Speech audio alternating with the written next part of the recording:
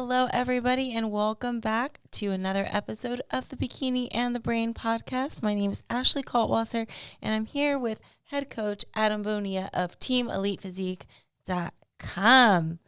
And wow, we had quite the weekend, huh? It was quite the weekend. Woo! Arnold Classic Bikini International 2023. That's a wrap. In the books. In the books. Another one for the books. And the beginning of the 2023 season. For me, anyway. Yeah. Yay! That's definitely the most exciting. It's so exciting. The season started. It's so nice cool to get it going finally. Yeah. My goodness. It just, even though that gap between Olympia and Arnold wasn't that long, it was from, when was Olympia? December? 10 weeks ago.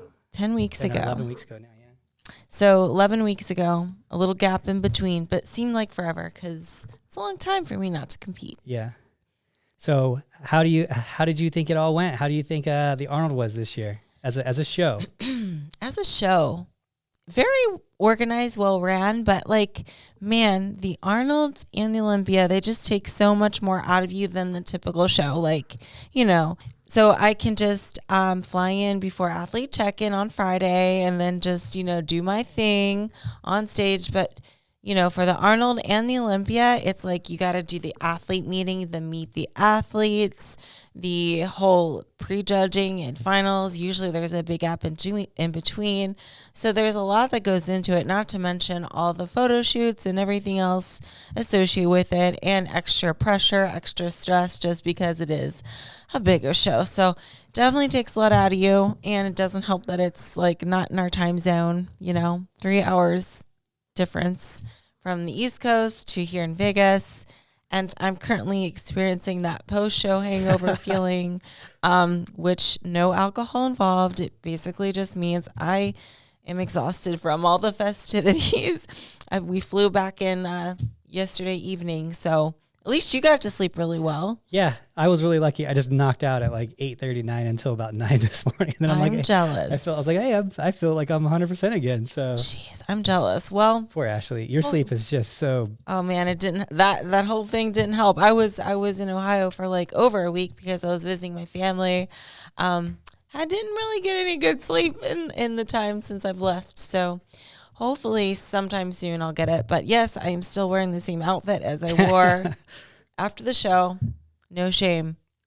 I just just don't have the energy to change. Obviously I'm not working out today either. So I just need a few days to recover, get back on track, get back into the flow and routine. Just give me a few days, guys. A few days. Yeah. So I'll say I guess as a fan of the sport and as a fan of, expos that I go to a couple times a year, I was very happy with the expo. The expo's back. It's not the best expo I've ever been to, but it was up there. It was really high up there. Considering it's the first big expo since everything was closed down. I mean, it was the biggest. It was bigger than the Olympia's expo. It was a really big expo. People had a lot of fun. It just felt normal again. Felt like life was normal again here, which was nice. We got to go to the pro gym, which is going to the pros gym at the Arnold Classic. If you guys have never been to the Arnold Classic, you got to go to the pros gym. It's these are all the mandatory things. You got to go to the pro gym. You got to go to the expo. You got to go to the show to really have the whole experience. So it's a double-edged sword though, because everyone's at the pro gym and it's very, very cramped. So your workouts are my workout there was essentially, okay, jump on a machine that's available for back one day, and then whenever another back machine opened up, I ran to that one, stayed on it for however many sets I had to till the next one was open. Oh man! And then so it was I think one machine I was on for 8 sets until a back machine opened up, and then I was like, okay, 3 sets, and then so it's it's kind of like that. It's so tight in there, but it's cool. Everyone's having fun and shooting, and what's really the funny, I guess this is me kind of being a hater, I guess I don't know, but the funniest part is there's all these massive dudes, right? There's massive dudes high-level bikini, wellness, figure pros. We're talking the most beautiful physiques in the world, right? And those guys they're always, super nice, respectful, very gym-going people. They have great gym etiquette and whatnot. But then you always have these small dudes who are too small to even compete in men's physique. And they're the only 2 guys in the gym with their shirt off. Oh, for real? They still do that? They still do that. And I'm like, you guys realize who's next to you, right? Literally everyone in here is 50 pounds bigger of muscle on you, and they're the only ones. So you got to give them credit for having the confidence, right? But at the same time, you're like, what's going on up there? Like, why do you think this is the area, this is the time, right? Oh. So, but it's a fun experience. The owners of the pro gyms are always super nice. It's just a good time. I had a lot of good time at the expo. I got to meet a lot of people. I saw the Angels fashion show was probably their best one they've ever done. A huge turnout. The audience stayed for that. So it was just it was really cool. And it was awesome seeing the show. The quality of the competitors were really good. Bodybuilding had its drama too with Samson winning. And so there was, anytime you see like something like that happen, you're like, whoa. And bikini, obviously Laura Lee won, and that had its own thing because she finished at 5th at the Olympia too. So there's just a lot of like excitement. There's a lot of, as a fan, it's like, whoa, oh, cool. Oh, she won. Oh, Samson's going to win. That's crazy. It was just, it was fun on that side of things. So if you guys are ever able to go to an Olympia or an Arnold and, stay for a few days, I'd highly recommend it. It keeps you motivated, unless you do this show on Monday, you can't wait to get into the gym. Poor really? Ashley. Can't wait to get into the gym on Monday? Yeah. If you compete? No, unless you do the show. Oh. Unless you do the show. Like if you're just a fan. Oh, I see what you mean. Yeah. You're just like, ain't that the truth, man? Yeah, but every competitor though, they're like they're doing what you're doing. Oh, I'm sure there's some though that are actually already back at it. Yeah. Lucky. But it's gonna take me a few days to get back on my Vegas schedule, you know. Yeah, and the show itself lasted pretty late too. That's the thing about these big shows is like, yeah, it'd be nice to get out of the venue by 5. Yeah. And when did it end? Like 9:30 or 10 or something? 10. Yeah, it was 10. Ooh, that's late for me. Yeah, it was 10 because I had to look at restaurants open after 10. Oh goodness, yeah, that's really late for me. So, yeah, well, only twice a year one of these big shows happens. So. Definitely takes a while just to get back on track. Yeah, and then also in the amateur show was great. Because I was thinking, it reminded me because Courtney went right to the gym after she won. Really? We went to Pro's gym right after she won. Yeah. Oh my god. I know, she's nuts, right? Like that is crazy. Like she had her show tan on and it was raining, so she had like tan leaking down her legs. Oh my god, that's hardcore. I was like, yeah, I didn't really think about it till you said that, but yeah, Coach Courtney, if you guys don't know, she won her pro card. She won the overall in wellness in the amateur and got her pro card. So we're going to have her on the podcast here next week, talking about that and talking about wellness and listening to your body and whatnot. But that was super exciting.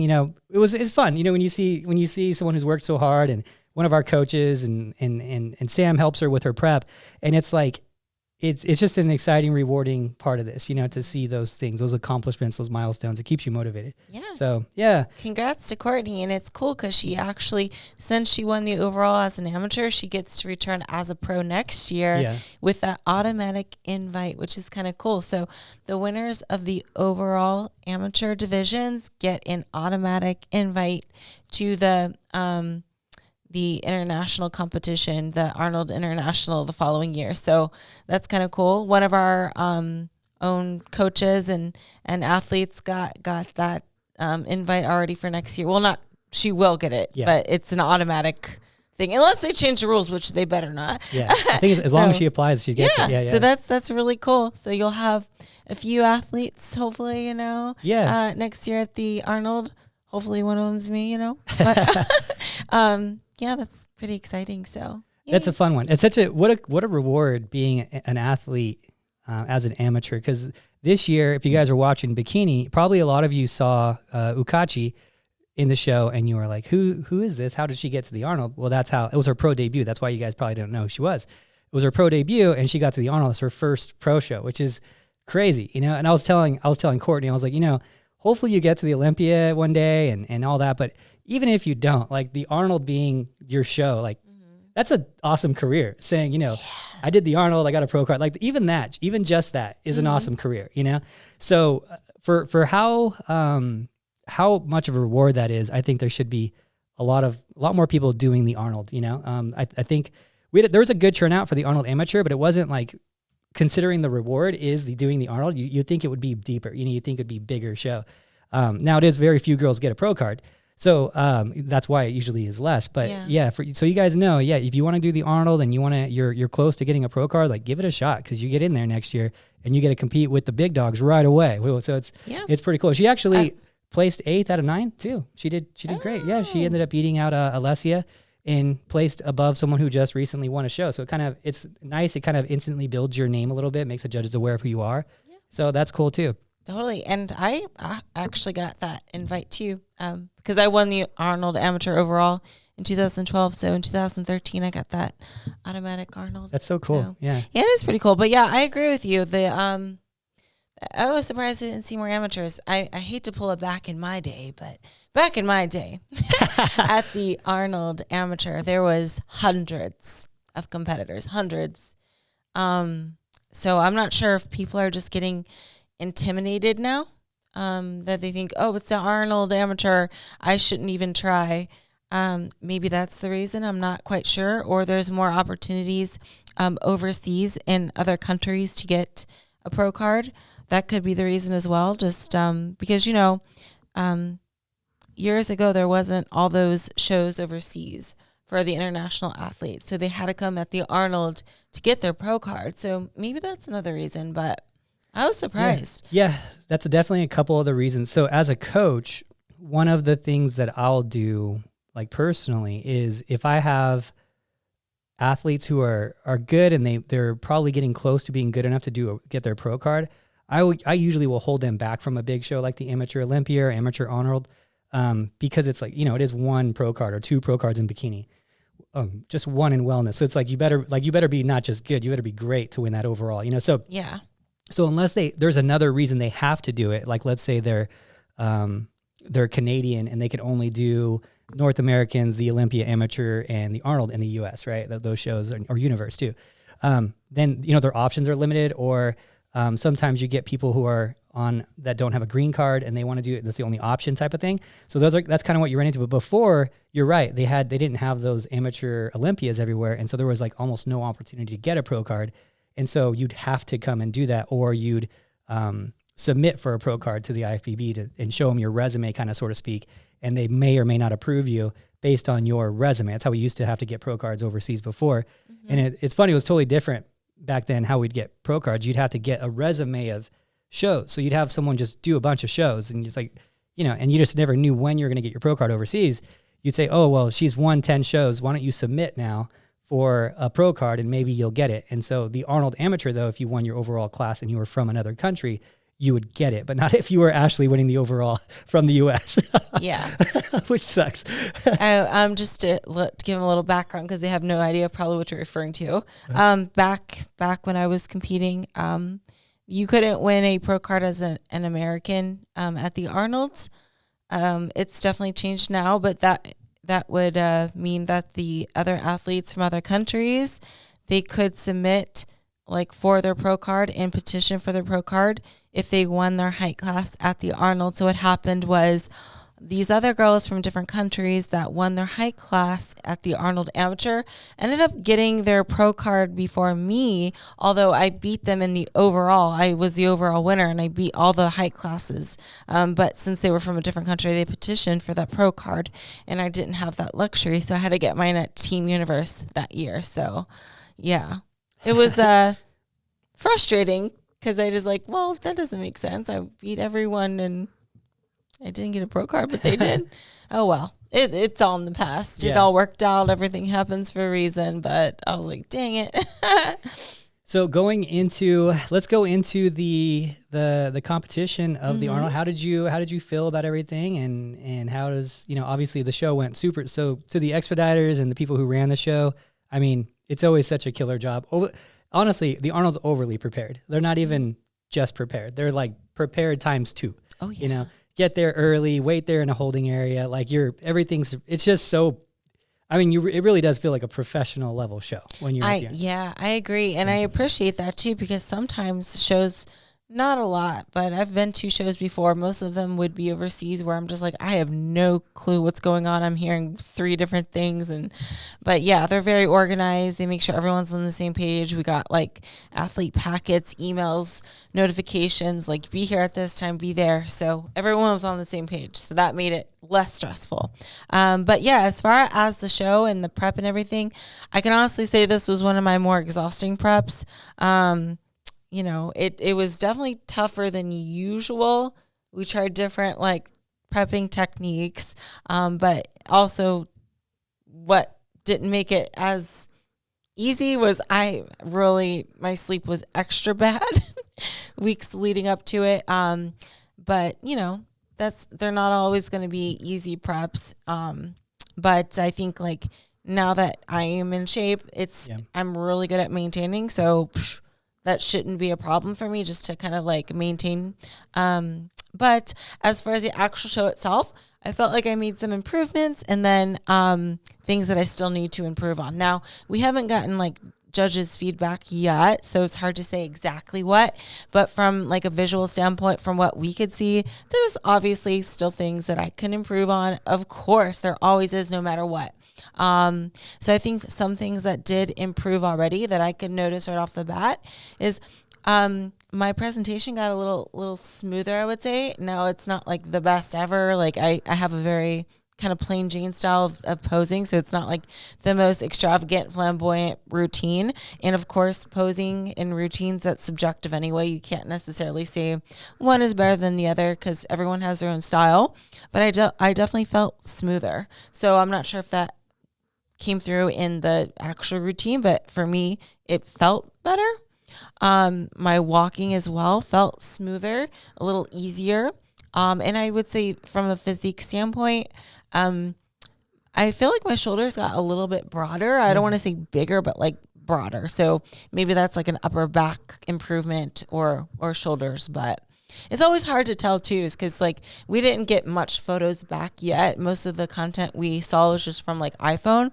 But something to always keep in mind too is like every show is going to have different lighting and different angles from what the photographers shoot from, right?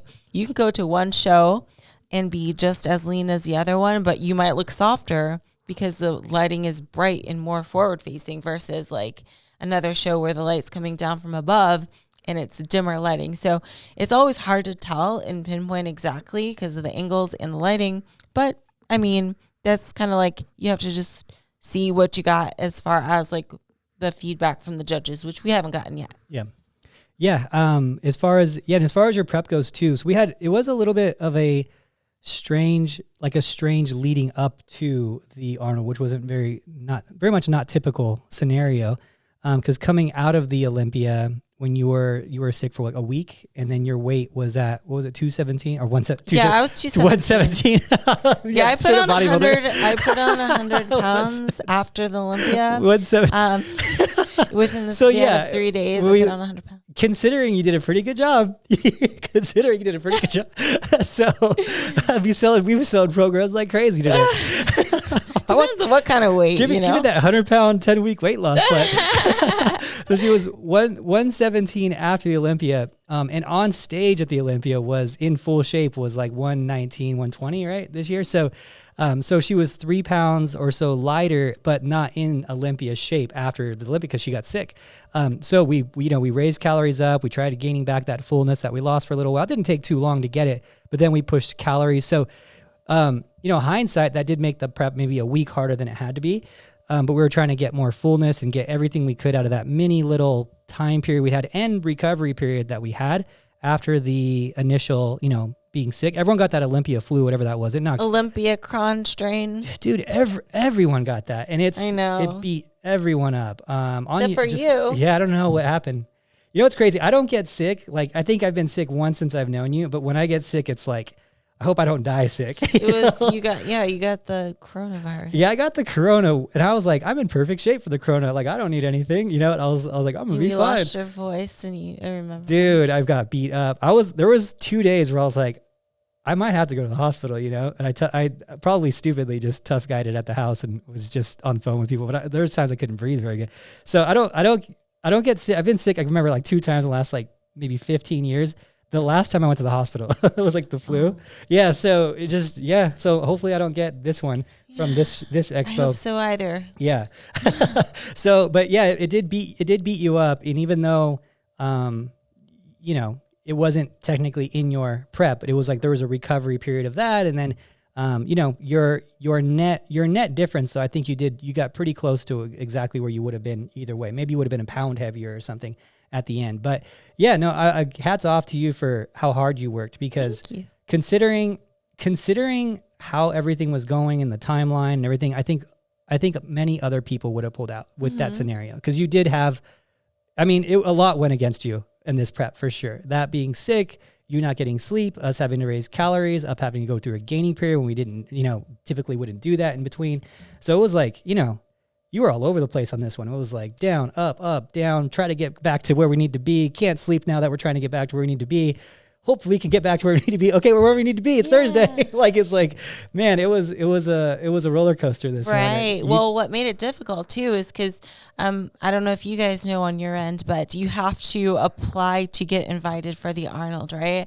So you have to basically ask the Arnold committee, hey, can you invite me?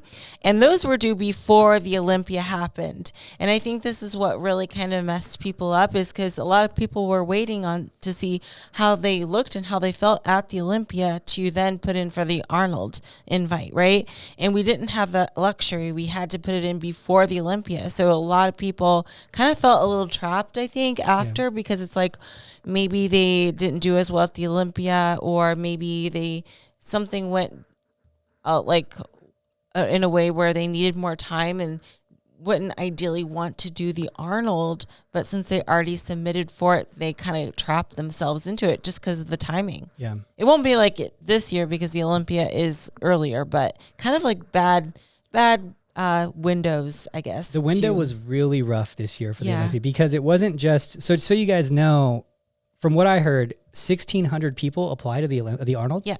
Yeah. So 1,600. So you got to figure at a bikini, let's say it's probably 1/6 of that, I imagine. There's more bikini competitors and bikini and men's physique. So you got to figure out of that 1,600, what are we talking here? 300, something like that in the neighborhood, somewhere in the neighborhood of 300 is rough numbers. That's 300 girls going through Christmas and going through New Year's without knowing, because they were released on the 5th. The list was released on the 5th or the 6th. So they went through Christmas and New Year's thinking, maybe I'll get in. So how many out of one? I'm 1 in 300, right? Or 9 in 300, 10 in 300. How many of them actually were probably thinking, oh, I'm not going to get invited, And then they find out on the 6th and they're like, oh crap, I'm 8 weeks out at that point, or whatever it is, 9 weeks out, 8 weeks out. Like a lot of them, I think are like, I probably shouldn't have celebrated so hard on Christmas and New Year's. Right. And so now they're like, okay, I need to lose 15 pounds in 9 weeks. I don't think I'm going to be, whatever. And also I just lost to, the Arnold was pretty much the Olympia light, really is what it was. There was a lot of those girls that were there, so they're I could see it from the competitor's perspective of it not making a lot of logical sense to try to catch up and to compete against people when they were at their best just a few weeks ago, they still lost. Right. So I understand it on that end of things. So, and then also something to be said as well is like, once they kind of invite you, you're not really supposed to drop out. Yeah. It's kind of, it can be a little tricky, depending on your scenario. Now, if you're injured or whatever, or sick, that's one thing. But like, we even got kind of like warned, like, hey, once this list comes out, it's probably not a good idea to drop out once it's put out there.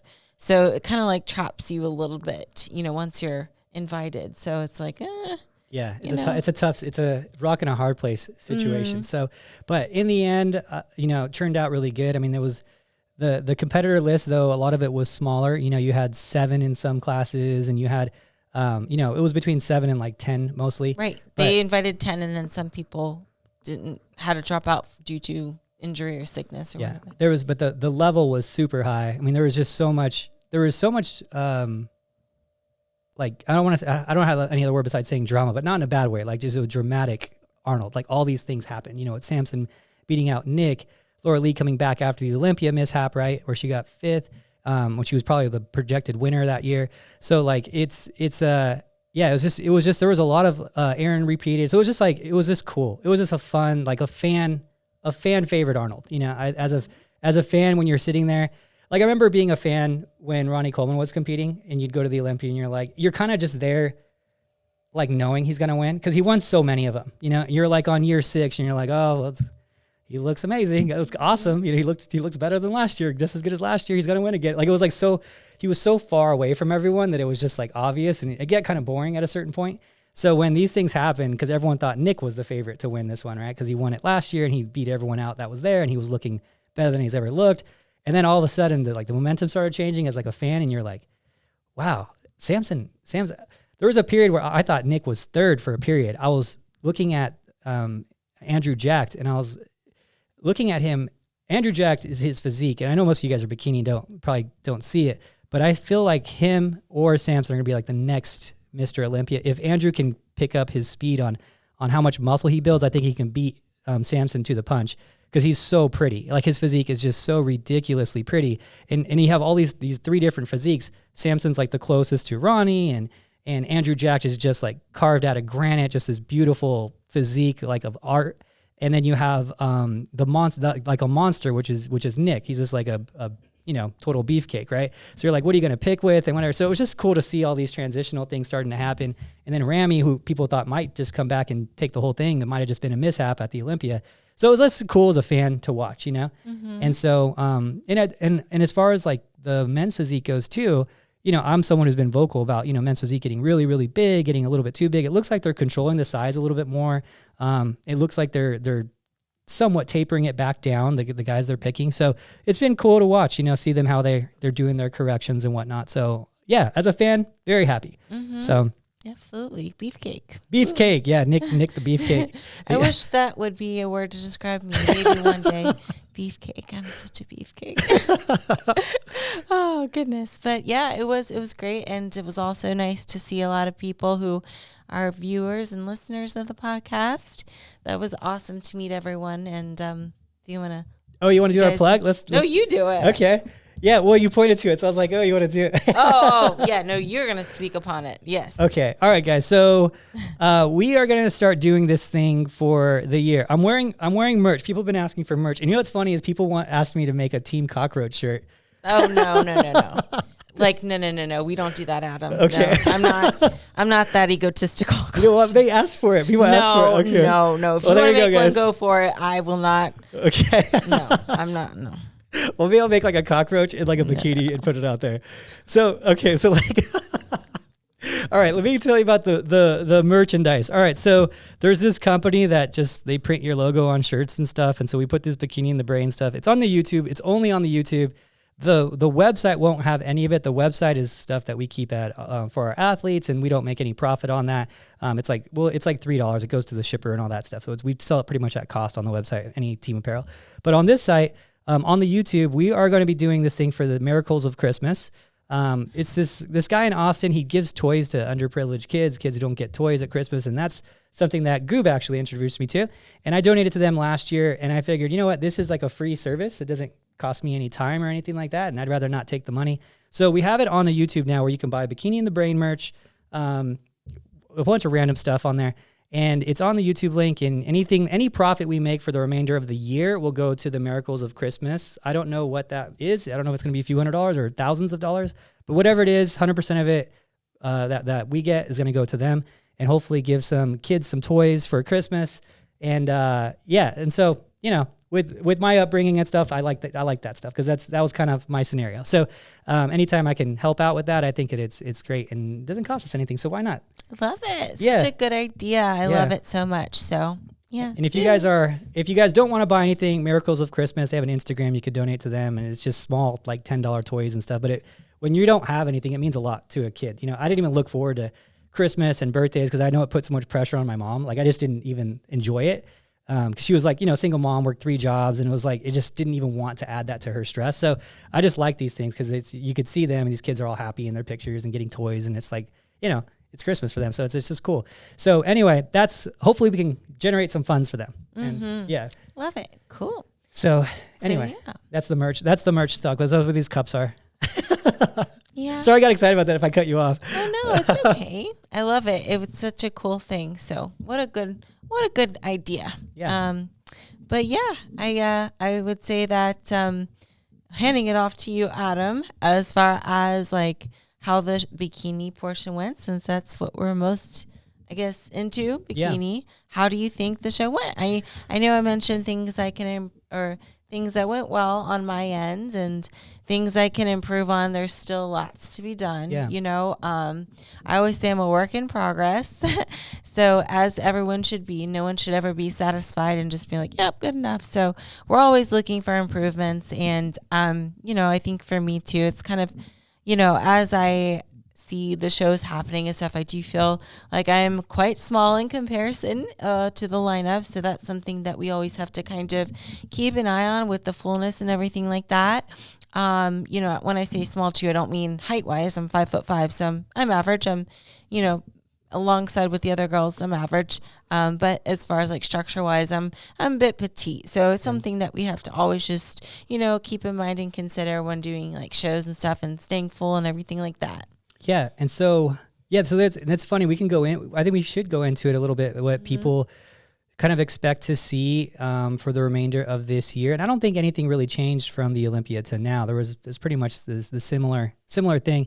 The one thing that I would say that changed a lot from the Olympia to the Arnold was just you were the only small structure in that first kind of call out group, right? And it makes you look a little bit smaller when the Issa or Janet's not there with the smaller structures too. So, so that's kind of be the, you know, luck of the draw type of scenario of who just is there at that show. But yeah, they went with a pretty full physique. You know, the conditioning levels were not as tight as they've been before, which, you know, I think in terms of the conditioning, I think that's a positive direction. I think it's a more obtainable conditioning for some people, but for some people, they don't look as good, not as conditioned. You have Evie, she looks great when she's lean. You have Ellie, who looks good when she's lean. Alessia was there, she looks good when she's lean. And Ashley, of course. I have to be lean. She has to be lean. Because I think a lot of people wonder, well, why don't you just get softer or whatever? It's like, well, because they don't look as good. And anytime we attempt to be fuller, there is like a little sacrifice of conditioning as well. Yeah. So that's like, you know, if you guys were ever wondering, that's why I kind of have to stay on the leaner side. I pop much more when I'm leaner. So yeah, you know, and that's the thing too. There's a give and take, especially when you have, and if you look at the petite physiques, that'd be a funny team name, Petite Physiques. Team Petite Physiques. When you have, you know, the Petite Physiques, a lot of the times they tend to be a little bit smaller, like a little bit leaner, I'm sorry. They tend to do better. You look at like an Issa, she's always shredded, right? You look at a Janet, she's always pretty lean. Ellie, exactly the same thing, you know? So you have these more petite physiques that are always coming in leaner. Alessia, again, another one, right? So, and what, you know, I would say, you know, why is that? Well, you're sacrificing some conditioning for fullness. That's the first one, the most obvious one. You know, if you're going to be super, super full, you're probably not going to be super, super tight, right? So that's the first one. But the other thing is too, is if everyone is really full around you and Ashley tries to just, and she's the more petite physique, it doesn't make sense for her to try to keep up with fullness. If we try to play the fullness game, we're going to lose. You know, we're already going to be the smallest one. So now we're going to be the same conditioning as all the really full people and then be smaller. Like that's not a positive move. So you move in the direction of, okay, be more conditioned to give you a plus to offset the difference of the fullness, right? So people always say that, but I'm like, strategically, that doesn't make sense. Why would I make myself more average, you know, to be competitive? It doesn't make sense in that. Now, if you were just as muscular, yes, compete on same body fat level. And you're not going to be able to get as soft as them because you're not as big of muscle as them. And their muscles are going to show through the fat a little easier because it's bigger muscles, right? So it allows you to be fuller too. It allows you to be a little softer too. So, yeah, there's all these give and takes. And I think the question that you asked too is people were like, why doesn't she just take a year off and take this? And I'm like, you guys always ask that, like as if they know how I function and know my genetics. You know what I mean? Like, well, it's the thing, like. It just doesn't make a lot of sense to ask that in a way where it's so absolute. Right. One, they're acting like you're doing bad at the Olympia. You're getting third the last 2 years. I'll take it. Yeah. Shoot. I'm like, dude, you guys, she's the number one American in the United States. She's the number 3 girl in the world. That's like, right. You guys, what are you doing here? Like, oh, why doesn't she take an off season? She can, be. I'm like, so there's a lot of things that go into that, and it's fun to kind of answer this, because it's all the talk. Everyone asks me, and I answer. I never answer for you. It's going to be on her. It's always her decision. But there's a few things. The biggest one is, here's the biggest thing, guys, because you guys are all going to ask this after the Arnold, especially. Here's the biggest thing: if she takes a full year off and does only the Olympia, there's still no guarantee she's going to improve on placings. Right. And she loves competing. So you're taking something she loves for a hopeful outcome, which is she's already doing really, really well at, which may not happen anyway. Right. You're putting your eggs all in one basket and just like, oh yeah, I'm, hopefully I can do better, which maybe not. Yeah. Maybe. Do you want to take the risk? Because newsflash, everyone, there's more to like the sport of competing than just one show. Yeah. Like I get it. The Olympia is the most important and most prestigious show, followed by the Arnold. However, it's not everything. There's other shows that are equally as important and bring me a lot of joy and a lot of, it's fun. You know what I mean? It's more than just the Olympia. Yeah. And there's other things. It's, besides but if you just take the IFBB out of the equation too, there's other things. There's sponsors, there's, having fun like you do, there's staying relevant in the sport. There's, you're keeping your name in the circles for coaching clients. There's all these practice. Yeah. Practice. And it's just, there's a lot of it, but the main one I think is just the fun. You enjoy it. Yeah. You guys, when you're an athlete, you're one ankle injury away from your career being done. Like you're slipping on ice outside being done with your entire career. And you just never know when that day is going to come. She had an eye injury once that knocked her out for not injury or condition. Yeah. Eye issue. Yeah. Yes. Yeah. And it's just, one day you wake up, your knee hurts and there goes your show. You can look, for example, Issa and, in wellness, right? Hurt her knee and she had to pull out of the Arnold. Right. You don't know how long that lingering injury is going to be. So it's just, as an athlete, take advantage of your time. Oh, yeah. And I think it's important to weigh out everything, man, it would be, if we had a crystal ball and they just said, hey, you're going to win the Olympia again if you take off 9 months, I don't think either of us would be like, okay, let's not do that. Yeah.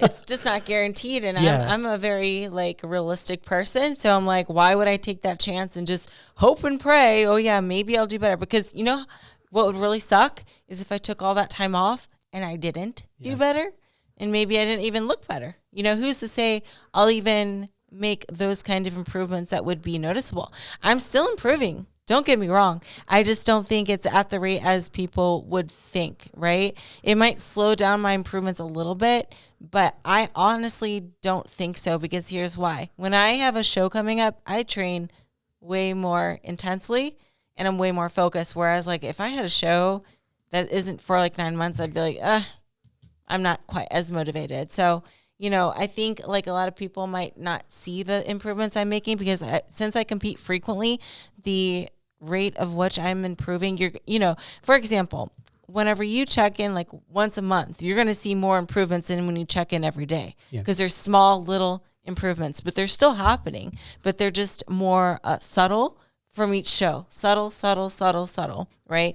But if you take, for example, my Olympia photo from 2022 and put it against my Olympia photo from 2019, you'll be able to see. Yeah. But you might not be able to see my Olympia photo from last year to Arnold photo because it's not enough time. But it's, whoops. And so it's, there's a lot that goes into it. And I don't think people think of it like that. They just think of oh yeah, you'll do better if you take that time off. Not necessarily, and I would not want to bet on that either. I'm a very realistic person. I don't like to take chances. And it's what do they say with the stock market too? You don't want to put everything all into one stock, right? Yeah, they do. I've done it. Right? Terrible idea. Yeah, bad idea. So I don't want to do that either.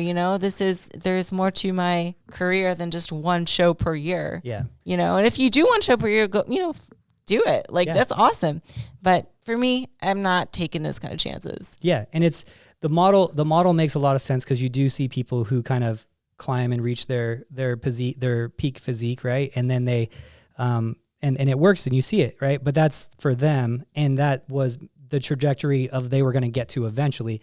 Had they have taken Ashley's method, maybe it would have taken them an additional year, but they would have still got there. They would have still reached that level of, at what rate are we costing muscle by competing often? Probably at the rate of she's probably getting 60% of the growth she would have if she did 100% bulk. But then you also have to take into account, now she has to diet off all the fat she gained too. And how much of that do we lose? So in the net difference, maybe 20% or something, it's nothing crazy.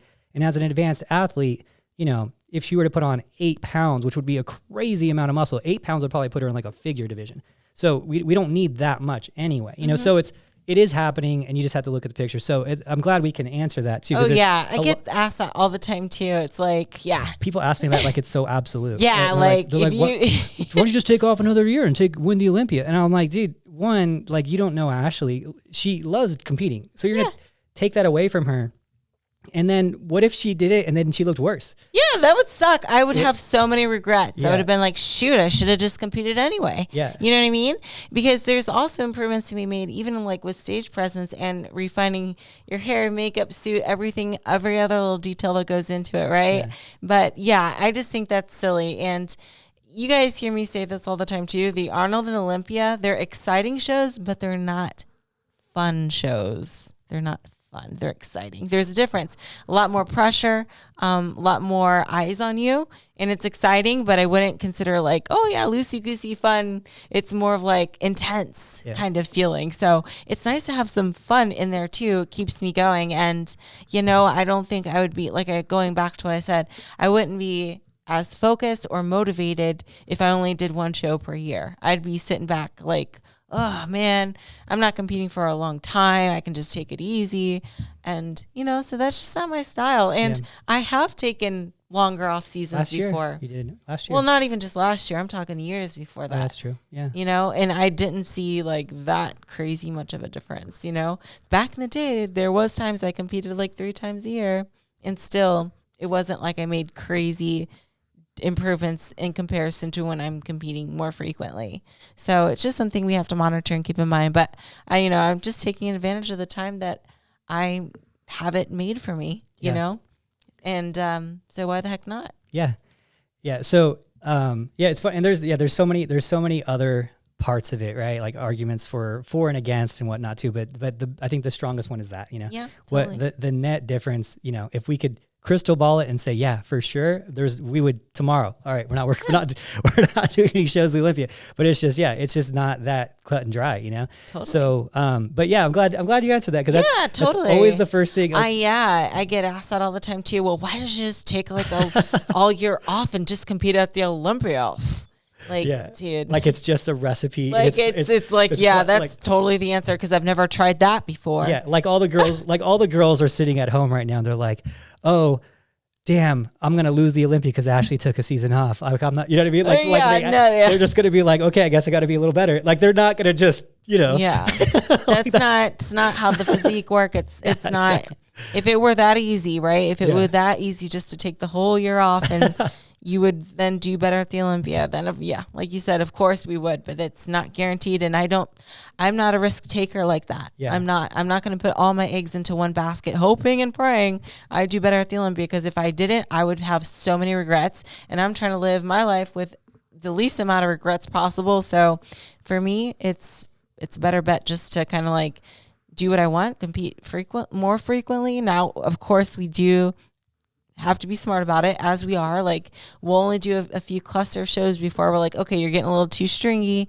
Then we'll have to like pull back and fill back out. But, you know, believe me, we have a lot of we have a lot of discussion going into whatever shows I'm doing to make sure that I'm where I need to be, and we're not doing stupid like just keep getting smaller and smaller kind of scenarios. Like, you will tell me, okay, Ashley, we need to take a little break in between. We take mini breaks. We don't take months and months and months and months breaks. So it seems to be well for me. I mean, my body handles it pretty well, I'd say.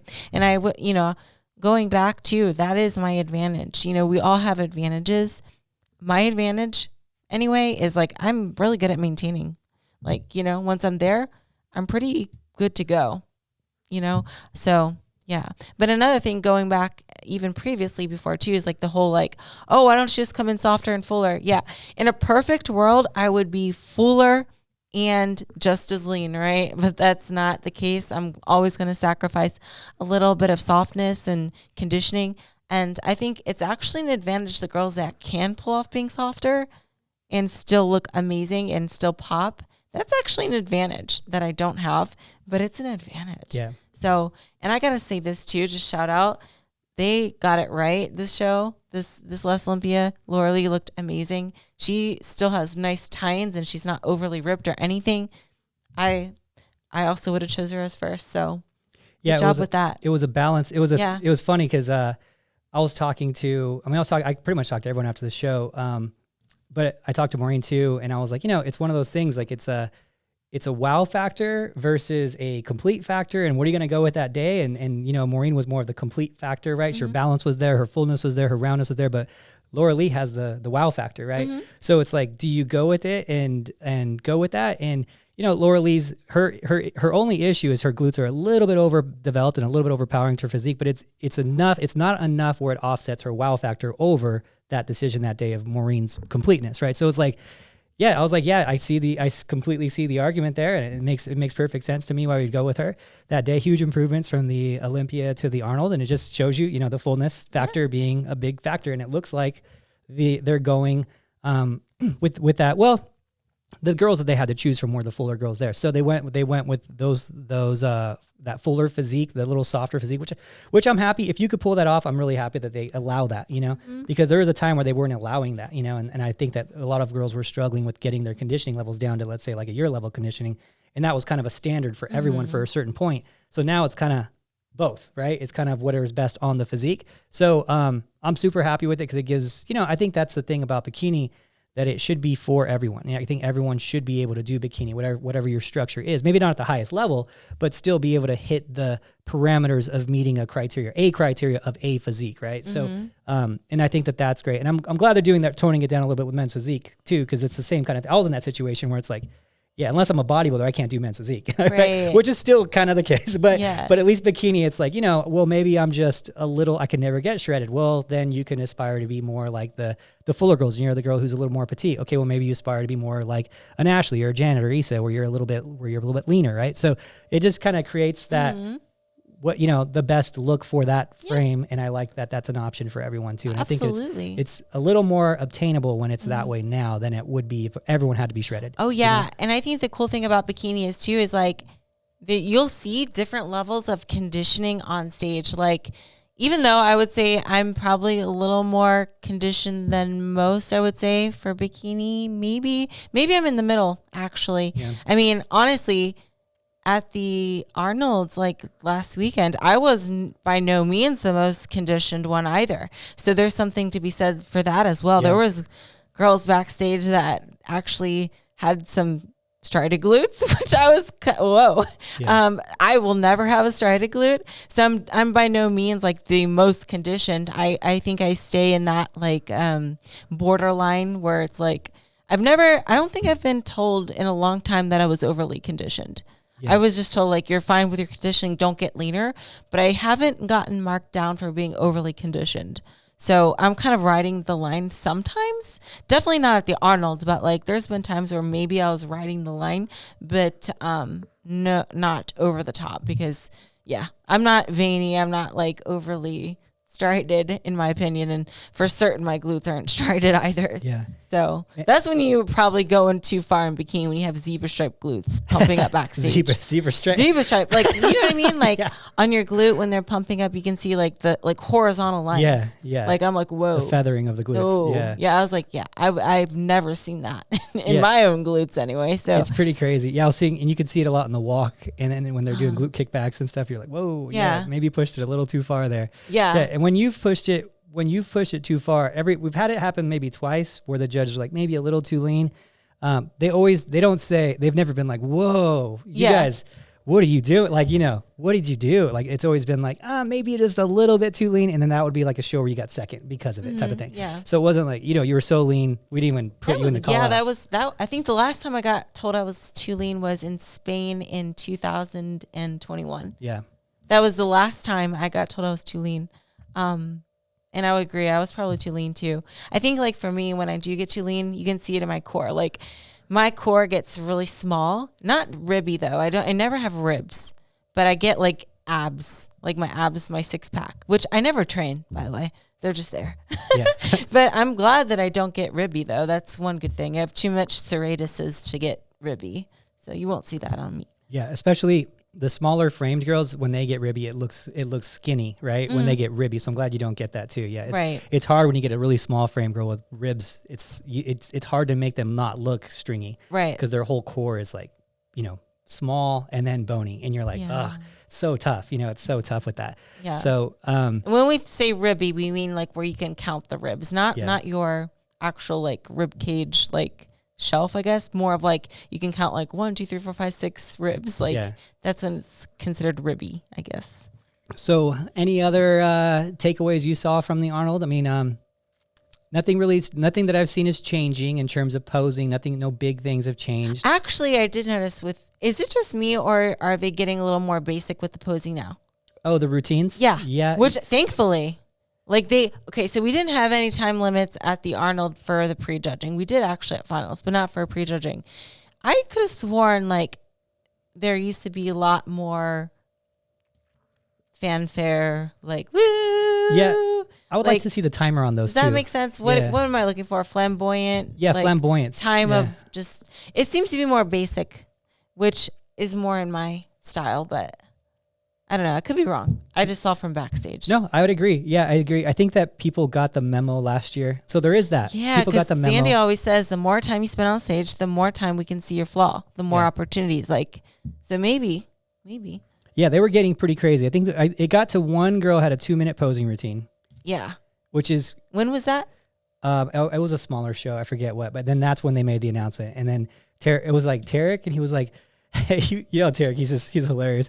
He said something about his hair changed by the time he was doing, like his hair went gray by the end of it or something. He's like this. You stop with these long posing routines. He's like, there's no reason for you to be doing longer than a bodybuilding's posing routine. You have to do, all their mandatories and all this. So, and after that, they kind of made the rule, and then you started seeing those really. They were trying to figure it out at first. I think San Antonio had the 20-second posing routine one, and then. After that, there was like, okay, let's go to 30, and then it was it 45 at the Olympia or something like that? Yeah, so people I think got the memo. Okay, it's just a front and back pose. I don't need to do anything but a front and back pose, and then just get out of there. Yeah, I mean, they're still doing some walking, but not like it used to be. I swear, like before last year or whatever, it was more like. How many times you're going to walk up and back and do the same pose? Like, okay, we got it. But at finals, they gave us a 1-minute posing routine. They said not to walk back or front. So I don't know how many people did, but I didn't. But they were calling like next, basically. So I was like, I'm not playing that game. I'll just take it a quick little routine here. So, I think that's good, though. That's really good. It's good for the fans, too, honestly, because... I'm a coach, but even if I wasn't coaching, I would still go to the Arnold, the Olympia. Like I would still go to these shows because it's fun to watch, as a fan. And so, as a fan, when you're at the Olympia and there's 56 girls, if they all did a minute 30-second posing routine, like even I would get bored at a certain point. It's like 90 minutes of posing, before judging. And I feel bad for everyone backstage who's trying to keep a pump. Or there's a certain point there where you're like, well, should I get a meal in? It's 2 hours before you're getting back on stage. So it's just as a fan, and that's what what keeps the bills paid is the fans of the sport, right? It keeps it going. Mm-hmm. I do like the faster thing too. Yeah, so, yeah, totally. Yeah, so, but it was a good Arnold and a great way to start out the season. And did we even say what my place was? That's funny. Did we actually go through this whole thing without like? I got fourth. Yeah, she got fourth. First call out again. That's so funny. So I think it's like that was like the focus of it. And it's like, oh yeah, by the way. Yeah, so I got fourth, and basically it was like the Olympia, except for Laura Lee's placing, hopped up. So yeah, I was in the first call to 4. So yeah, it's kind of cool to step back on stage with the girls. And I think it was kind of cool too is you can kind of see sometimes little physique changes within the competitors. You'll find that some of the competitors from the Olympia, they came back softer, some leaner. I think my conditioning kind of stayed the same, honestly, from the Olympia. So not a whole lot of changes, but I even kept the same suit. So Yeah. The biggest change was everyone else's. Yeah, very similar. Biggest change was Laura Lee filling out, and no, I wouldn't say very similar. I think some came back a little softer. Well, more from the Olympia. Jennifer, I think, was a tiny bit. Yeah, it's a tiny bit. Softer, and I'm not even. Maureen's tiny bit. Yeah, too, I mean the other competitors too. Some of them came back leaner. Some I'm talking softer. about the top. Yes. I'm not talking about or just anybody in particular. I'm saying some. it's interesting to see like people try different looks is what I'm trying to say. Yeah. Because in bikini, you got to do that. You got to try different looks. You got to try softer. You got to try more condition. See what fits you, and you know. Yeah, in terms of the whole lineup, yeah, you're right. There's very little changes in the top 4 besides Lauralee, and then the rest. Oh, you mean placing wise?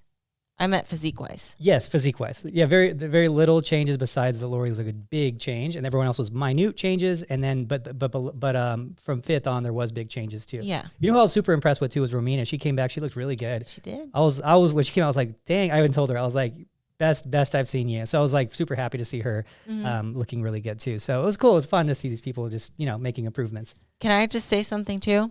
I'm glad I wore a freaking green suit. Yeah. You guys already know. Blue. It was a blue sea up there. Blue. Yeah. Blue. Sandy even said something about it on the blue or bluish purple. Because the first, like, you know how the initial comparisons, it's like 5 girls. And it was either 5 in the first and 4 in the second. Was it however it was with you?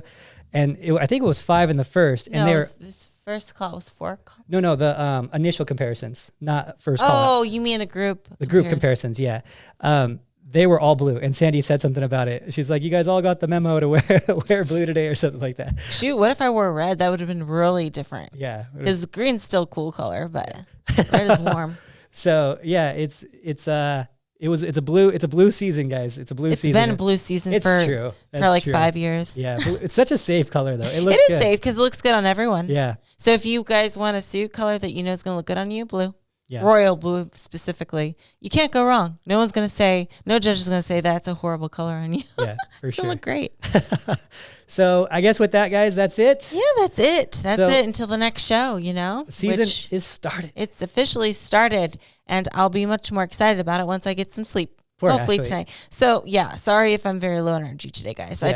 I told Adam before we started this podcast, I'm like, you're probably going to have to carry this one. Because I'm going to be really... bland. My personality is very bland today. Very tired. And to make it easier on Ashley, I'm going to give you a PSA. She knows all the tricks for sleeping, guys. So the guys, believe it or not, I've tried melatonin. Yeah, we'll say this, and she'll get DMs like 100 DMs. Have you tried melatonin? Have you tried? Oh no, we haven't tried. Believe me, I've tried melatonin. I have not tried sleeping in a coffin like Dracula though. You should. Maybe that's the like problem. Standing up maybe in a coffin, dude. And can you sleep on planes? Heck no! Are you kidding me, Adam? I can't. Adam, I can't even nap. Yeah, I can't do it. I saw a woman on a plane sleeping, and I was so envious of her because she had this blow up contraption. And you go like this. Yeah, that was so she blew it up, and then she just like you lay on it like this. It's so smart. I was like, man, I'd really want one of those right now. Yeah, I can sleep in first class when it's reclined to like flat. Yeah, and if it's overnight, but yeah, I'm not a good sleeper. That's one of my disadvantages of life. I'm not a good sleeper, or maybe it's not because sometimes I can function on 5 hours and be perfectly normal. Yeah, except for right now because I'm jet lagged, guys. I'm really jet lagged. Sorry. So till the next one, I'm excited for this season, Ashley. We're gonna have a lot of fun this year. Woo! We're gonna have a ton of fun this year. I'm excited for it. So anyway, guys, thank you guys so much for watching, and we'll talk to you later. Bye.